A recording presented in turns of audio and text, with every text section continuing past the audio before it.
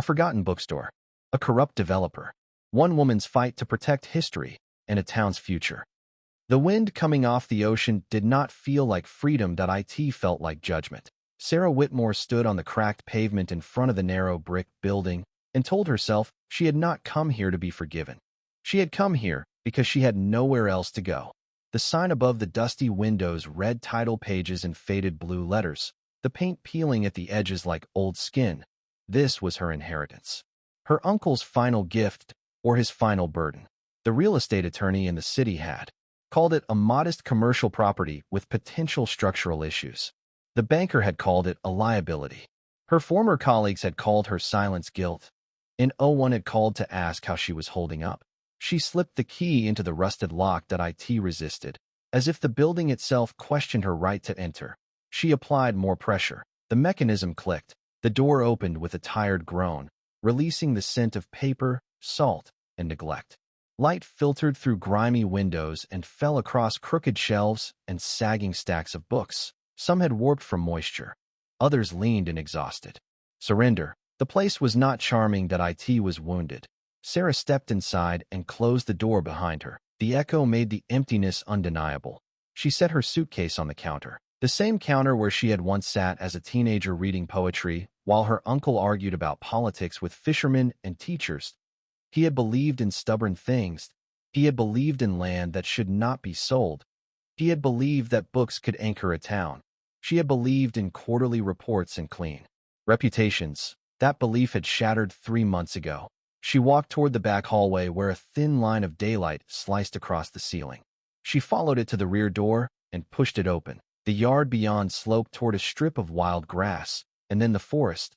The forest did not look welcoming. It looked ancient and unbothered. The wind shifted. The roof creaked. Sara looked up. A dark stain spread along the ceiling seam near the storage room. The rain last night had found a weakness. She inhaled once, steadying herself. This was not a metaphor. This was a repair. She remembered the glass-walled office in the city, the silent vibration of her phone as the partnership fell apart. The numbers on her screen had been abstract, bloodless. There, a mistake was a line of code or a signature. Here, a mistake was the wet plaster under her fingernails and the dull ache in her shoulder. Her former life had been built on air. This building, however broken, was built on brick. She preferred the brick. She dragged a metal ladder from the storage closet and positioned it under the worst of the stain. The ladder wobbled. She adjusted it, climbed one step, tested the balance, climbed higher. The ceiling sagged slightly when she pressed against it. She cursed under her breath. The town had watched her arrive that morning. Her car with city plates had not gone unnoticed.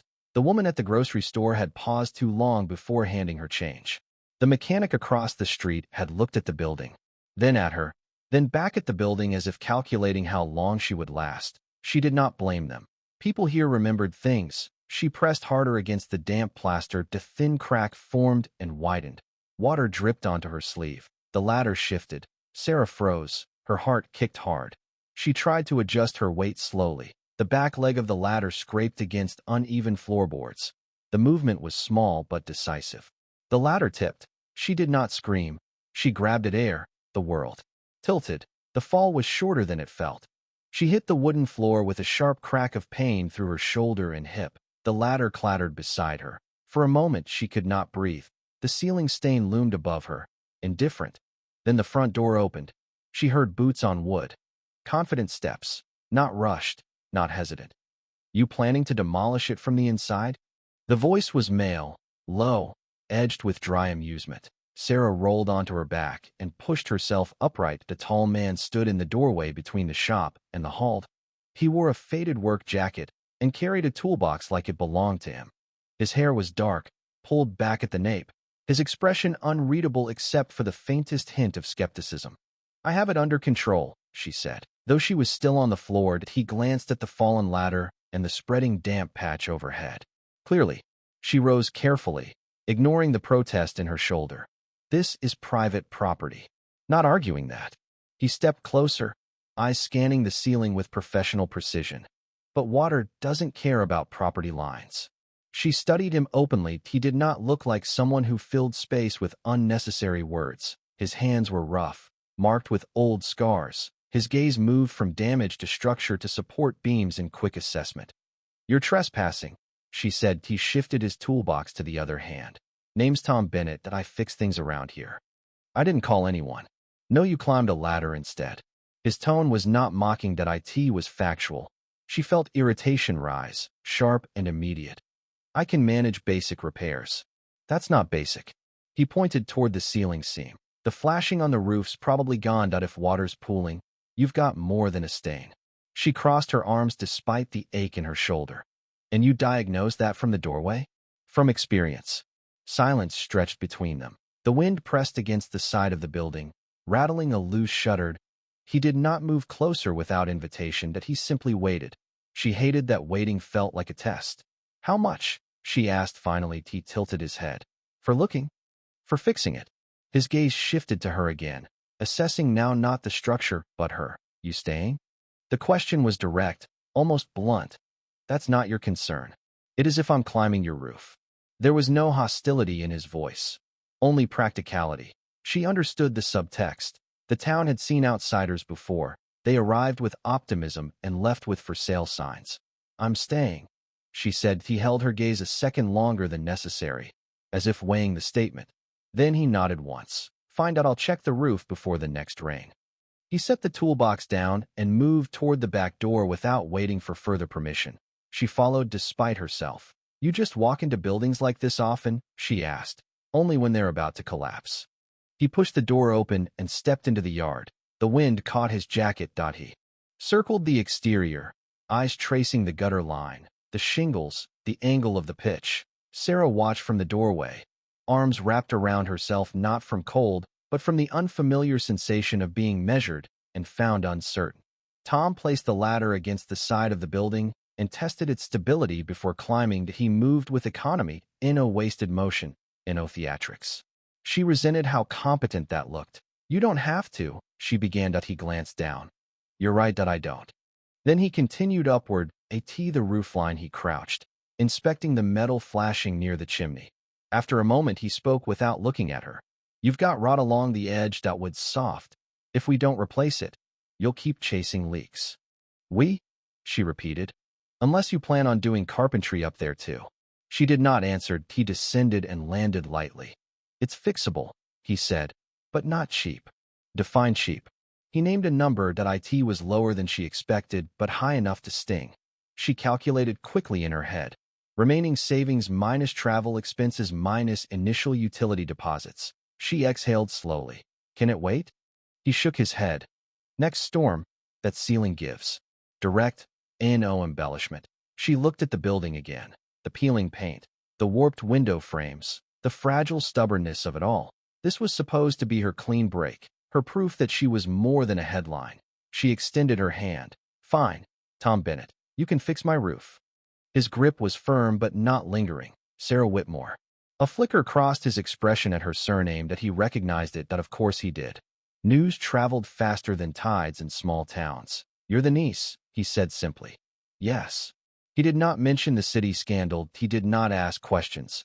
She appreciated that more than politeness. "I'll start tomorrow," he said, picking up his toolbox. "Weather's clear." He paused at the door. "And don't climb anything else today." The instruction was almost an afterthought. She bristled. "I'm not incompetent." "Didn't say you were." A beat, just outmatched. Then he left. The door closed behind him. Silence returned, thicker now, but altered. Sara looked up at the damaged ceiling again. The problem had a shape now. That it was no longer an abstract threat. That it was wood and water and time. She moved through the shop slowly, running her fingers along the spines of books her uncle had once recommended to her. She stopped at the front window. The mechanic across the street pretended not to watch. She met his gaze until he looked away. She was not here to be liked. She was here to stay. On her way to the grocery store later that evening, she saw a small, hand-painted sign in the window of the bakery. "Our coast, our choice." It wasn't loud. It was a statement of quiet, stubborn resistance, identical to the way her uncle had carried himself. The town wasn't just watching her. They were waiting to see if she would become a barricade or a bridge for the developers. She turned the sign on the door from closed to renovations. Beginning. The word felt fragile but deliberate. The wind outside shifted again, carrying the scent of salt and pine. The building creaked but did not yield. Sara squared her shoulders and reached for a broom. There was work to do, and this time, she would not fall. The next morning arrived with a sky too blue to be trusted. Sara unlocked the shop before 8 and stepped inside with coffee in one hand and a notebook in the other. She had spent half the night drafting a repair budget, subtracting numbers until they stopped arguing with her. She refused to think about the savings account shrinking. She refused to think about the article that still floated somewhere on the internet with her name in bold. She set the notebook on the counter and began clearing the front display. She did not romanticize the dust that it clung to her sleeves and settled into her lungs. The shelves near the entrance had warped outward. She removed every book carefully, stacking them in neat horizontal piles on the floor, in a wasted movement, in a repeated hesitation. She would handle one section at a time. The front door opened at exactly 8:30. Tom stepped inside, without knocking this time. Carrying a longer ladder over one shoulder and a coil of rope in his other hand, he paused. Just inside, scanning the interior again as if re-evaluating overnight structural changes. "Morning," he said. "You're punctual." Wood doesn't wait for convenience. He leaned the ladder against the wall and walked toward the back. "I'll need access to the attic crawlspace." "Through the storage room," she replied immediately. She did not follow him this time. She continued aligning the stacks by genre instead. History, fiction, poetry. She heard the scrape of the ladder outside moments later and the thud of boots on shingles. The sound should have made her nervous. Instead, it grounded her. There was a plan now. She carried a box of damaged paperbacks toward the back door and stepped outside to discard them in a temporary bin. She looked up despite herself. Tom was crouched near the chimney again, already prying loose decayed wood. His movements were precise. He did not rush. He did not hesitate. He replaced each compromised section with clean, measured cuts from the lumber he had brought. The forest beyond the yard shifted with wind, dark green against the bright sky. "You always stare at people while they work," he called without looking down. She stiffened. "I was checking for safety compliance." "Good answer." He hammered a nail cleanly into place. She crossed her arms. "How bad is it?" "Bad enough that your uncle patched it twice." She frowned. "You knew him?" "Everyone did." He pulled another rotten board free and tossed it aside. He didn't like selling land. That was not an accusation. It was a statement of record. "Neither do I," she said. He finally glanced down at her. "That's so?" "That's so." Silence settled again, but it was not hostile. It was measuring. She returned inside before he could ask more. The hammering stopped near noon. Tom descended the ladder and wiped his hands on a cloth. He stepped inside through the back door, without ceremony. "Structural rot was worse along the east edge," he said. "I replaced what I could today. I'll need another day to finish sealing it." "Do it." She handed him a glass of water without comment. He accepted it with a nod. "You had a visitor." "That happens in shops. Mrs. Calder doesn't waste time." He studied her expression. "What did she say?" "That you're reliable." A faint curve touched his mouth. "That's generous." "And not easily persuaded." The curve vanished. "About what?" She didn't specify. He set the empty glass down carefully. "You'll hear about the development soon enough." "The what?" He hesitated. That hesitation was brief but visible. "There's a proposal. A golf resort. East side of town." Her stomach tightened. "Near here?" "On this side." Direct again. No embellishment. She absorbed that quietly. And investors don't like obstacles." He did not say the word bookstore. He did not need to. She stepped closer. "Are you one of those investors?" His jaw tightened slightly. "No." "Are you connected to them?" A pause. "My father is." The words landed without drama. She studied him. Anew. The measured movements. The restraint. The distance. "Is he easily persuaded?" she asked. He held her gaze evenly. "He persuades." Wind pressed against the windows again, rattling loose glass. Sara felt something shift beneath the surface of the situation. The roof was not the only structure under pressure. "Does he want this building?" she asked. "He wants the land." "This building is on the land." "Yes." There was no apology in his tone. She respected that more than denial. "And you?" she asked. "What do you want?" He looked toward the shelves she had reorganized. The neat stacks. The sign on the door flipped to renovations. "I fix what's worth fixing," he said. "That's not an answer." "It is for me." He picked up his toolbox. I'll be back at 8. He left before she could press further. Sara stood alone again in the center of the shop. She replayed the exchange once, not twice. She did not allow it to spiral into speculation that a proposal meant paperwork. Paperwork meant timelines. Timelines meant she was not under immediate siege. She moved to the counter and opened her notebook. She wrote one new line beneath the budget calculations. Research zoning protections. She underlined it once, no repetition, no panic. She closed the notebook and resumed. Shelving books one section at a time. Outside, the forest remained unmoved. The roof, newly reinforced, held steady against the wind, for now. By the third morning, the rhythm had settled into something almost deliberate. Sara opened the shop at 8. Tom arrived at 8. The ladder went up. The hammer followed. She stopped watching him work, not because she trusted him fully, but because she understood the cost of distraction. Instead, she focused on inventory. She created a catalog from scratch, logging every salvageable book into a spreadsheet on her aging laptop. No duplicate entries, no guessing.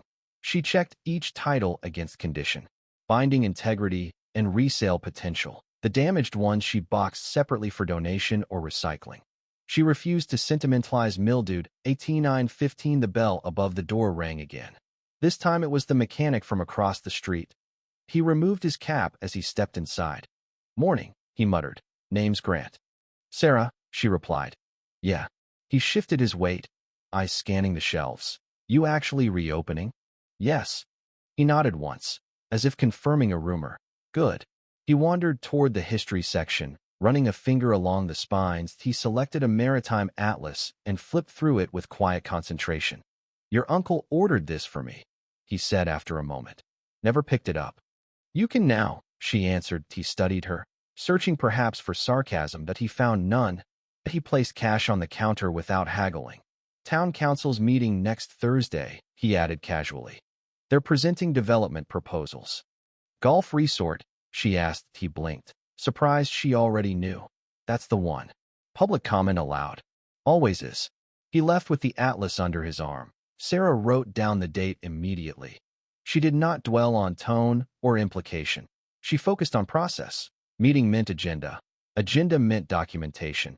She would need facts, not indignation. A loud scrape sounded from the roof, followed by silence. She stepped outside this time without hesitation.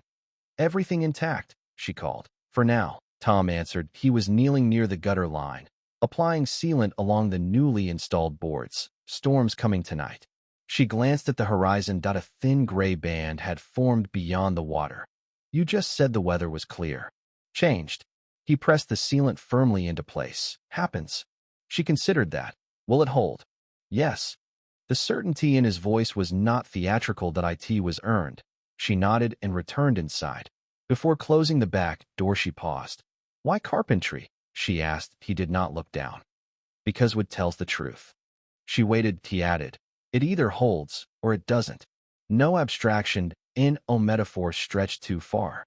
She closed the door gently. The afternoon passed with steady progress. She restored the front display window, arranging a small collection of classics and coastal literature with deliberate spacing, no clutter, no repetition of titles. She created visual balance without excess. She was adjusting a lamp near the entrance when the door opened again. This time the man who entered did not remove his coat. He did not look around with curiosity. He surveyed. The precision in his gaze matched Tom's, but lacked warmth. "Ms. Whitmore," he said smoothly. She straightened. "Yes." "Edward Bennett." He extended his hand. She accepted it briefly. His grip was controlled, calculated. "I assume my son has introduced himself." "He has." Edward's eyes flicked toward the ceiling, the shelves, the organized stacks. "You've begun repairs." "Yes." "Admirable." He clasped his hands behind his back and walked slowly through the shop. "My associates and I are presenting a development initiative next week. A golf and leisure resort designed to elevate this town's profile." "I've heard." "I imagine you have." He stopped at the front window, looking out toward the street. "Your property lies within the proposed expansion zone." "This property is not for sale." She kept her tone, even he did not react visibly. "Everything is for sale at the correct valuation." "Not this." A faint smile touched his mouth. more assessment than amusement. I'm prepared to offer above market rate, significantly above. No, he turned to face her fully. You haven't heard the figure. It won't change the answer. Silence expanded between them, but he studied her in the same way Tom studied damaged beams, with evaluation, with calculation. You left the city abruptly, he said mildly. She did not flinch. That's not relevant. Public perception is always relevant. He stepped closer but maintained respectful distance. Small towns value stability. Is that a threat? It's an observation. He adjusted his cuff. My proposal benefits everyone, including you, by removing me, by compensating you generously. No, the word remained steady. He nodded once, as if confirming a hypothesis. Very well, that I'll allow you time to reconsider. He moved toward the door. Before exiting, he paused. Storm tonight. Make sure your roof holds. Then he left. The bell chimed once more. Sara stood motionless for exactly 3 breaths. She did not chase him. She did not shout. She reached for her notebook and wrote one new line beneath the council meeting date. Prepare counter-statement. She underlined it once. The back door opened quietly. Tom stepped inside. Wiping sealant from his hands, he saw her expression and stopped. He came, he said. She nodded. Made an offer. You refused. Yes. A muscle shifted in his jaw. He won't stop. I don't expect him to. Thunder rolled faintly in the distance. The storm had arrived sooner than forecast. Tom set down his tools. We should secure the windows. They moved without further discussion. He reinforced the shutters while she tightened interior latches. No repeated instructions. No overlap. When the first heavy drops struck the roof, they stood inside near the counter listening. The sound was sharp but contained. No drip followed. No ceiling stain expanded. Tom glanced upward once, then at her. It holds, he said. She allowed herself a small exhale. Good. Lightning flashed beyond the front window, illuminating the forest edge in stark white. The building did not tremble. It absorbed. The storm intensified for nearly an hour. Rain hammered wood and glass. Wind pressed hard against the frame. Sara remained in place, refusing to look anxious. She would not grant the storm's symbolism. When it finally softened to steady rainfall, Tom gathered his tools. Council meeting. He said quietly. He'll frame it as economic salvation. Then I'll frame it as preservation. He studied her carefully. He doesn't lose gracefully. Neither do I. A brief pause. His gaze held hers longer this time. Not assessing structure. Not measuring resolve. Something else. Unspoken. Then he nodded once and left through the back as the rain thinned to mist. Sara locked the door after him. She walked to the center of the shop and looked up at the repaired ceiling. It remained dry. She turned off the lights one by one and stepped outside into air washed clean by rain. The forest smelled sharper. The ocean sounded closer. She did not feel victorious. She felt steady, and steadiness, she was learning, was harder to dismantle than fear. The review request did not stall Edward. It redirected him. By Monday morning, the town bulletin board carried a printed notice. Independent environmental and economic assessment pending. Submitted by Bennett Coastal Development and interested parties. The phrasing was deliberate. It implied cooperation. It implied confidence. Sara read it once and returned to the shop without commentary. She had already begun her next step. She reopened the archive boxes and searched for financial ledgers this time.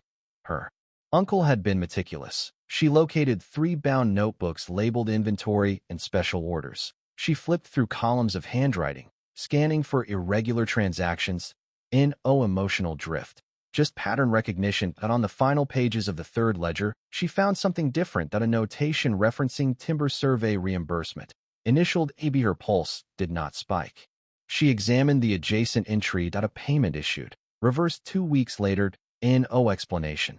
She photographed the pages and continued reading. In the back of the ledger, a folded document slipped loose. It was a copy of a timber rights agreement between Bennett Holdings and a subcontractor dated 16 years prior. The acreage listed overlapped partially with protected forest boundaries established later. Sara read the clauses carefully. One line stood out.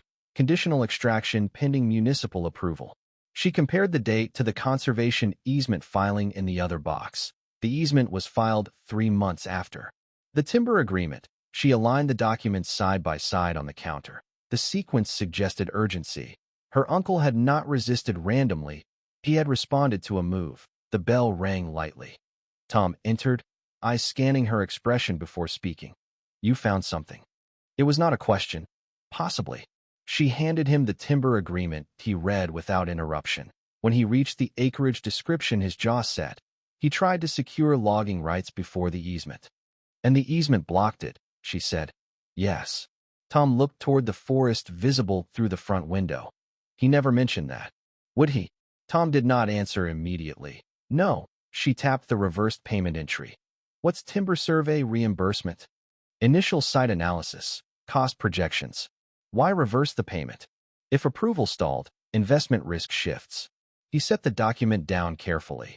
He would have been exposed if extraction proceeded without permit. Was it? She asked. I don't know. He met her gaze steadily. But if it was, there'd be records. And if records were buried? A brief silence passed. Then we dig. They did not dramatize the decision. They separated tasks. Sara searched municipal archives online, filtering by timber permits issued 16 years prior. Tom drove to the county records office before noon. He returned 2 hours later with photocopies. No permit had been granted for that acreage. No extraction approval existed officially. Then either nothing happened, Sara said, or something happened without approval. Tom laid down a second set of documents, satellite forestry surveys from that period, small anomalies along the eastern boundary, not full clear-cutting, patch removal, selective logging, he said quietly, small enough to avoid attention, large enough for profit. Sara connected the sequence. Timber agreement, attempted extraction, easement, filed payment, reverse silence. If he profited before the easement, and the town never authorized it. Tom finished the thought. That's illegal. Neither of them smiled. The room felt narrower now. The conflict had shifted from policy to accountability. The front door opened abruptly. Grant stepped inside, eyes sharp. Words spreading, he said. About what? Sara asked. Your request for independent review. He's not pleased. Tom did not look surprised. He never is. Grant hesitated before adding. He's asking questions about you, Sara, about the city. There it was. She absorbed it without flinch. What questions? Financial misconduct. Conflict of interest, suggesting you fled before audit. Tom's posture stiffened. That's inaccurate, he said. People don't parse details, Grant replied. They react to headlines. Sara stepped forward calmly. Let him ask if he makes a public claim. He must substantiate it. Grant studied her carefully. You're steady. I prefer documentation over panic. He nodded once and left. The door closed. The air inside the shop felt charged but controlled. Is there anything he can twist? Tom asked quietly. She met his gaze directly. I approved a partnership contract that later collapsed. The oversight was procedural, not criminal. That I resigned before review concluded. Why? Because perception matters in finance. She did not elaborate. He did not press. Then he's bluffing unless he fabricates. He won't fabricate, Tom said. He leverages truth selectively. Then we contextualize. She gathered the timber documents into a clean stack. If he introduces my past, we introduce his. Tom watched her for a long moment. This escalates. It clarifies, she corrected. A knock sounded at the glass door. Not the bell. A firm knock. Edward stood outside, not entering until invited. Sara unlocked the door deliberately. May I? He asked, briefly. He stepped inside, gaze flicking toward the documents. I've heard you're pursuing archival enthusiasm, he said lightly. Research, she corrected. Dangerous pastime. Only for those with history. He regarded her calmly. Small towns respond poorly to uncertainty. So do investors, she replied. He glanced at Tom. Family disputes should remain private. Then stop creating them, Tom said evenly. Edward's eyes sharpened, but his voice remained smooth. You mistake firmness for hostility. He turned back to Sara. If you intend to question my record, ensure yours withstands the same scrutiny. It does, she said, completely. A beat, yes. The certainty was measured, not reactive. He held her gaze another second, searching for fracture, but he found none. Very well, he said quietly. Proceed. He exited without further comment. The door shut softly behind him. Silence lingered. He's testing, Tom said. So are we, Sara replied. She turned the sign on the door from open to closed for the afternoon. They cleared the counter and arranged the timber documents, easement filings, and satellite surveys into chronological order, no repetition, no speculation. They built a timeline, every date aligned. Every clause cross-referenced. If Edward chose exposure, it would not be unilateral, be why dusk the case. Was no longer defensive. It was reciprocal. Sara leaned back slightly, studying the assembled evidence. He wanted the forest long before the resort, she said.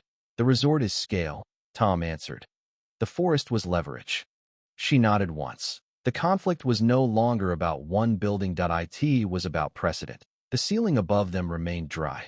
The shelves remained upright, structure held.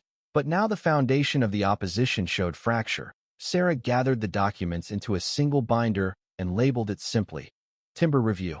Tucked into the back of the binder was a handwritten note from her uncle. Sara, if you're reading this, the roof is likely leaking again. Don't just patch the holes. Look at why they were made. The ink was faded, but the handwriting was firm. He hadn't just left her a shop. He had left her a warning. She did not smile. She did not celebrate. She locked the binder in the desk drawer and turned off the lights. The next confrontation would not revolve around sentiment. It would revolve around proof, and proof, once organized, did not waver. The article appeared online Tuesday morning. It did not accuse directly. It implied. Local investor questions background of recent property owner. The phrasing was careful. The subtext was not. Sara read it once on her laptop behind the counter and closed the tab. She did not reread. She did not search comments. The bell rang twice within the hour. Customers entered with curiosity masked as casual browsing. She greeted them the same way she had greeted the first visitor that week. No defensiveness, no apology. To at-11 Mrs. Calder arrived carrying a printed copy of the article. He's accelerating, the older woman said quietly. Sara nodded. It's measured. Measured rumors spread slower, Mrs. Calder replied. But they settled deeper. He wants me reactive, Sara said. He won't get that. Mrs. Calder studied her a moment longer, then placed the paper on the counter. Council's review committee convenes Thursday. Private session. Environmental and financial? Both. The older woman's gaze sharpened. Bring everything. I will. After she left, Sara unlocked the desk drawer and removed the timber review binder. She placed it beside her laptop and began drafting a formal summary of findings. She structured it in 3 sections. Chronology, documented agreements, absence of municipal permit. She included citations for each scanned document, no adjectives, no insinuation, just alignment of fact. Tom entered shortly after noon. His expression told her he had seen the article. He called me last night, he said. About loyalty. He'll push harder before Thursday. She met his gaze steadily. Good. Pressure reveals fault lines. She turned the laptop toward him. Review this. See if anything's overstated. He read carefully, not skimming. When he reached the section detailing selective logging anomalies, his jaw tightened. If the committee verifies this, they will, she said. The door opened abruptly. Edward did not wait for invitation. He entered with controlled momentum, holding a tablet. Concerns about transparency are reasonable, Edward said, glancing at the binder. Then let's be transparent, Sara replied. Edward tapped his tablet. If Thursday turns adversarial, this publishes. He displayed a draft of a second, sharper article targeting Sara's past. Tom's posture shifted. You'd escalate publicly? At any cost? Edward met his son's eyes. At necessary cost. Sara closed the binder calmly. Then Thursday clarifies cost. Edward studied her one final moment before retrieving the tablet. I hope you're certain, he said quietly. I am, she answered. He left without further comment. The door shut softly. Tom released a slow breath. He's cornered. Not yet, she corrected. He believes leverage remains. Does it? She held his gaze. Only if we fracture. He nodded once. That night, a black sedan sat idling across the street from the shop for exactly 10 minutes. It didn't move, and no one got out. Sara watched from the darkened window of the second floor, her hand resting on the latch. The presence wasn't a warning. It was a reminder of how much space Edward Bennett thought he owned. When the car finally pulled away, the silence it left behind felt like a countdown. Thursday arrived with colder wind. The review committee convened in a smaller chamber inside Town Hall. No audience, no projections. Just 5 council members, 2 environmental consultants, 1 financial analyst. Edward sat at one side of the table. Sara and Tom sat opposite. She placed the timber review binder in the center and slid copies to each member. She did not speak until invited.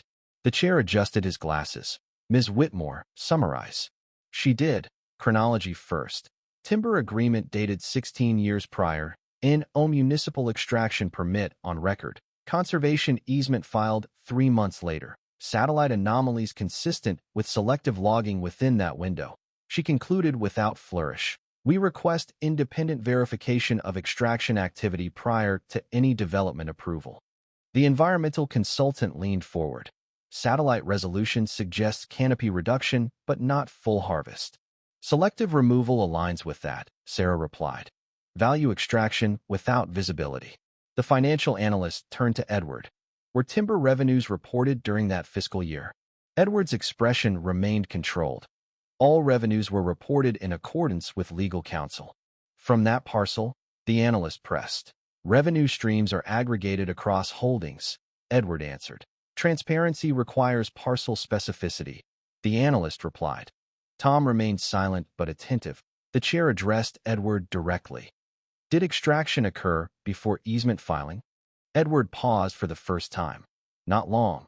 Just enough. Subcontractors may have initiated preparatory clearing prior to final permit status, he said carefully. Without municipal authorization, the chair asked. Authorization processes were ongoing. The environmental consultant exchanged a look with the chair. Sara did not interrupt. She allowed the sequence to unfold. The chair leaned back. If unauthorized clearing occurred, liability extends beyond civil penalty. Development approval would be suspended pending investigation. Silence settled. Edward's composure thinned fractionally. We welcome investigation, he said. Then it proceeds, the chair replied. The meeting adjourned without vote. No resort approval, no condemnation. Just escalation into formal inquiry. Outside the chamber, Tom stopped walking. He admitted clearing, he said quietly. Conditionally, Sara corrected. Enough. Edward exited moments later. His gaze moved from Sara to Tom. No anger visible, no apology. You've chosen a path, he said to his son. Yes, Tom replied. Edward looked at Sara last. You forced scrutiny. Transparency, she answered. He studied her expression for hesitation and found none. Then understand consequences, he said softly. Investigation affects everyone. So does silence, she replied. He left without further words. The hallway emptied gradually. Tom exhaled once, steady but heavy. This isn't about the bookstore anymore, he said. It never was, Sara answered. They walked back toward the square together. The wind cut sharper now. The town felt alert. Not divided. Not unified, aware. The shop stood as it had all week. Lights off. Door locked. Structure intact. Sara paused before unlocking it. She turned to Tom. If this costs you him, she said quietly. That's not my intent. He met her gaze directly. It's my decision. No drama, no resentment. She nodded once and unlocked the door. Inside, the shelves remained upright. The ceiling remained dry. The binder remained intact in her hands. The conflict had moved beyond rumor, beyond leveraged. It now belonged to record, and record, once entered, could not be undone. The shop was quiet, the only sound the distant, rhythmic surge of the Atlantic. Tom didn't head for the door this time. He leaned against the counter, his shadow stretching across the stacks of books they had saved together. The inquiry starts Monday, he said, his voice low in the dim light. He won't go down without a fight, Sara. You know that. Sara looked at the timber review binder, then up at him. The clinical distance she had maintained all week finally flickered. I know, but for the first time in 3 months, I'm not running. I'm standing my ground. Tom stepped closer, the space between them no longer filled with blueprints or legal threats. He reached out, his rough thumb grazing the line of her jaw. A brief, grounding touch that said more than any deposition. You're not standing alone, he murmured. The building creaked, but it wasn't the sound of decay. It was the house settling, reinforced and steady. Sara covered his hand with hers. The salt-heavy air finally feeling like something she could breathe. The battle wasn't over, but the roof held. And so did they. Sara looked at the shelves, no longer seeing just a liability or a burden. She saw a fortress. Her uncle had known that a town without its stories was easy to bulldoze, and he had chosen her to be the one to keep them standing. The salt air was cold, but for the first time, it didn't feel like judgment. It felt like a clean slate.